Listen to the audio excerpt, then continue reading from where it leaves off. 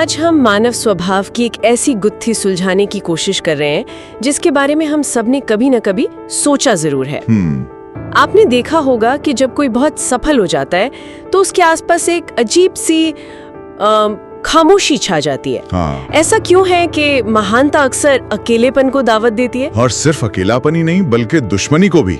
इतिहास गवाह है ना, कि सबसे ज्यादा नफरत का सामना उन लोगों को करना पड़ा जो सबसे ज्यादा काबिल थे। ये एक पहेली है। बिल्कुल, और इसी पहेली को समझने के लिए आज हम loyalties mask and the currency of hate नाम के एक लेख की पड़ताल कर रहे हैं। अच्छा। ये एक मैकियावेलियन नजरिए से दुनिया को देखता है और कुछ बहुत ही असहज करने वाले सवाल उठाता है। ये कहता है कि शायद लोगों का प्यार एक दिखावा है, वफादारी एक जरूरत है, और नफरत ही वो अकेली भावना है जो असल में सच्ची है। हाँ। सुनने में बहुत कड़वा लगता है, लेकिन हमारा मकसद इस नजरिए को आंख बंद करके मान लेना नहीं है, बल्कि ये समझना है कि क्या इसमें कोई सच्चाई है। सही बात है। क्या ये हमें इंसानी रिश्तों को देखने का एक नया, शायद ज्यादा होशियार तरीका सिखा सकता है? चलिए इसी सवाल के साथ शुरू करते हैं। जब किसी दोस्त को बड़ी तरक्की मिलती है या वो कोई बड़ी गाड़ी खरीदता है तो पहली सच्ची भावना क्या होती है? क्या वो एकदम खरी खुशी होती है? हमारे स्रोत के मुताबिक उस खुशी के ठीक नीचे एक बहुत ही असहज सवाल छिपा होता है, ये मैं क्यों नहीं। और यहीं से सारा खेल शुरू होता है।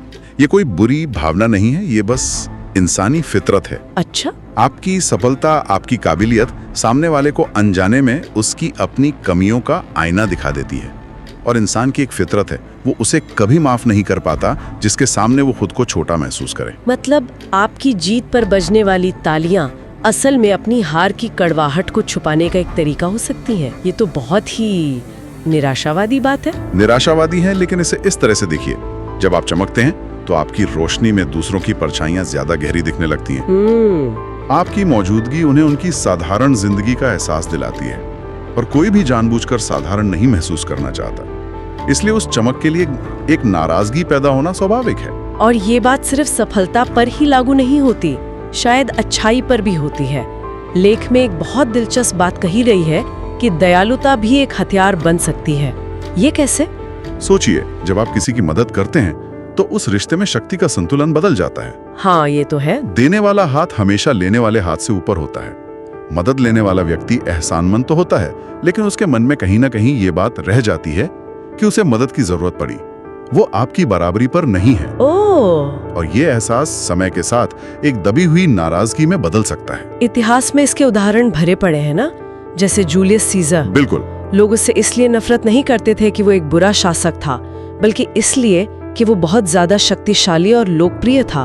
उसकी महानता ही दूसरों की आंखों में चुभने लगी थी। बिल्कुल। या सिकंदर को देखिए, दुनिया जीतने वाला इंसान, लेकिन उसके अपने ही जनरलों में उसके लिए ईर्ष्या थी। क्यों?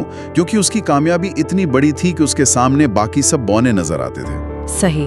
महानता अपने आप में एक अपराध बन जाती है, क्योंकि वो दूसरों को उनकी सीमाओं का एहसास कराती है। तो अगर बाहरी लोग आपकी सफलता से जलते हैं, ये तो एक हद तक समझ आता है, लेकिन जो बात वाकई परेशान करती है और जिस पर ये लेख जोर देता है, वो ये है कि सबसे गहरी ईर्ष्या अक्सर सबसे करीबी दोस्तों में छिपी होती है।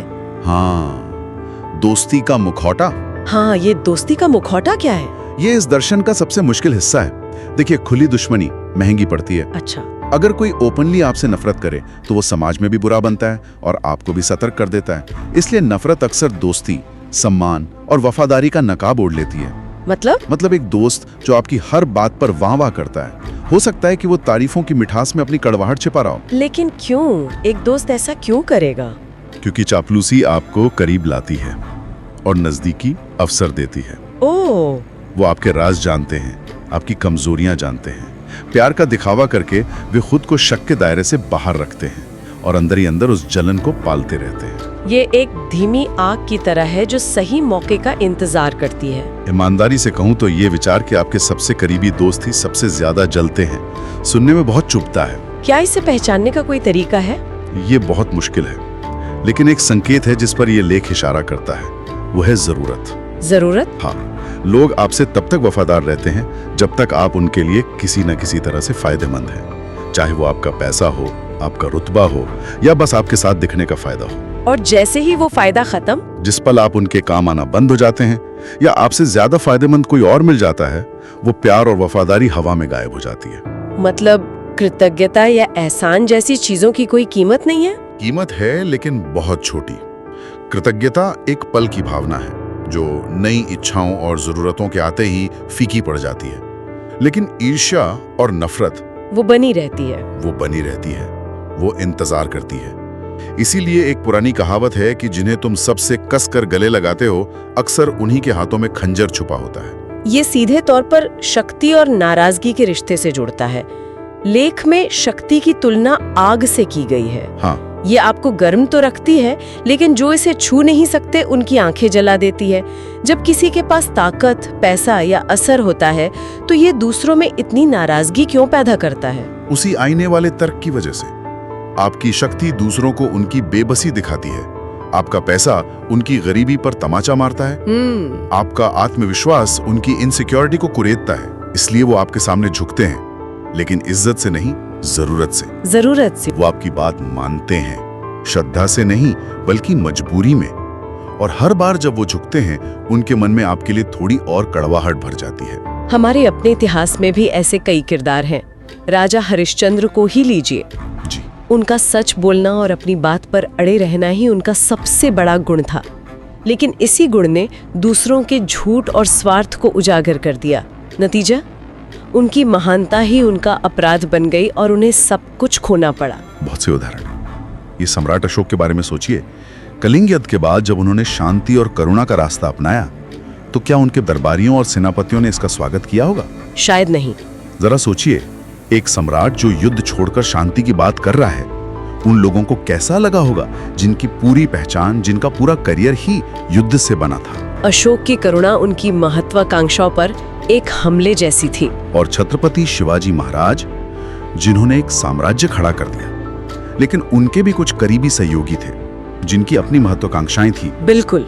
सैन्य हो या आर्थिक, अपने स्वभाव से ही उन लोगों में बेचैनी पैदा करती है जो उसके बराबर नहीं पहुंच सकते। ठीक है, तो अगर प्यार पर भरोसा नहीं किया जा सकता, वफादारी सिर्फ जरूरत पर टिकी है और शक्ति नाराजगी पैदा करती है, तो एक लीडर या एक सफल इंसान को करना क्या चाहिए?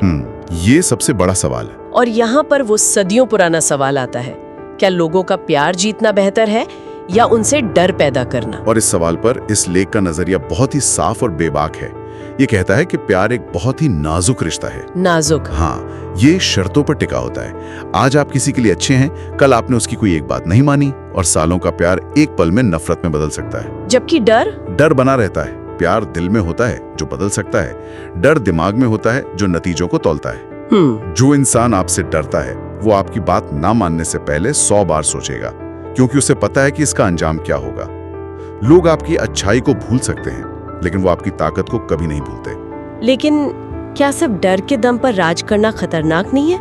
क्या इससे बगावत नहीं हो सकती? लोग डरते डरते एक दिन पलटकर हमला भी तो कर सकते हैं। बिल्कुल।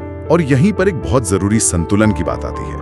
ये लेख चेतावनी देता है कि डर और नफरत में एक बहुत बारीक लकीर है। अच्छा। एक बुद्धिमान शासक या लीडर ये पक्का करता है कि लोग उसकी ताकत से डरें, लेकिन उसकी ज्यादती या क्रूरता से नफरत ना करने लगे। मतलब? डर आपको काबू में रखता है, लेकिन नफरत आपको उखाड़ फेंकने के लिए प्रेरित करती है। मतलब लोग आपकी कुर्सी का सम्मान करें, आपसे कांपे, लेकिन आपसे घृणा ना करें। सही समझे। जब लोग आपकी शक्ति से डरते हैं तो वो अनुशासित रहते हैं। जब वो आपकी क्रूरता से नफरत करते हैं तो वो मौके की तलाश में साजिश रचते हैं। तो प्यार का क्या रोल है फिर? इसलिए इस नजरिए के मुताबिक प्यार एक सजावट हो सकता है, एक बोनस, लेकिन असली नींव हमेशा डर पर ही रखी जानी चाहिए। प्यार मिले तो अच्छा है, पर उस पर निर्भर रहना बेवकूफी है। ये हमें इस पड़ताल के आखिरी और शायद सबसे चौंकाने वाले हिस्से पर लाता है, नफरत की अनिवार्यता को स्वीकार करना। लेख में एक बहुत ही दमदार लाइन है, दुश्मनों से रहित व्यक्ति प्रभावहीन व्यक्ति होता है। इसका क्या मतलब है? इसका सीधा सा मतलब है कि अगर कोई आपसे नफरत नहीं करता, तो शायद आप जिंदगी में कुछ भी जरूरी काम नहीं कर रहे हैं। ओह। दुश्मन होना इस बात का सबूत है कि आप मायने रखते हैं। आपकी सफलता, आपके विचार या आपकी ताकत किसी न किसी को असहज कर रही है। अगर आप कुछ नहीं हैं, तो दुनिया आपको नजरअंदाज कर देगी। अगर आप कुछ हैं, तो आपसे या तो प्यार किया जाएगा या नफरत। और नफरत ज्यादा स्थायी है। बिल्कुल। तो फिर सबका प्यार पाने की कोशिश करना, सबको खुश रखने की चाहत एक तरह से मूर्खता है। इस दर्शन के हिसाब से ये सबसे बड़ी मूर्खता है। जो सबको खुश करने की कोशिश करता है वो अंत में किसी को खुश नहीं कर पाता और खुद का सम्मान भी खो देता है। जब आप कोई पक्ष लेते हैं तो आप अपने आप दूसरे पक्ष के दुश्मन बन जाते हैं। जब आप अपनी वफादारी किसी एक के लिए जाहिर करते हैं तो आप बाकियों के लिए खतरा बन जाते हैं। और अगर कोई पक्ष ना लें तो, तटस्थ रहें तो? यहाँ तक कि अगर आप कोई पक्ष नहीं लेते, तटस्थ रहते हैं, तो भी दोनों पक्ष आपसे नफरत करते हैं, क्योंकि उन्हें लगता है कि आप उनके साथ नहीं हैं। तो फिर अपने दुश्मनों का क्या करें? उनसे डरें? नहीं, एक समझदार इंसान दुश्मनों से छुटकारा पाने की कोशिश में अपनी ऊर्जा बर्बाद नहीं करता। इसके बजाय वो अपने दुश्मनों का अध्ययन करता है। अध्ययन? हाँ, वो उनकी ताकत को मापता है, उनकी चालों को समझता है और उनकी नफरत को अपनी शक्ति के थर्मोमीटर के रूप में इस्तेमाल करता है। ये तो बहुत अलग सोच है। जितनी ज्यादा नफरत, मतलब आपका असर उतना ही ज्यादा है। ये समझ लेना कि आप नफरत से बच नहीं सकते। आपको उन लोगों से कहीं ज्यादा मजबूत बना देता है जो आज भी दुनिया से प्यार की उम्मीद लगाए बैठे हैं। तो आज की इस गहरी पड़ताल को समेटते हैं।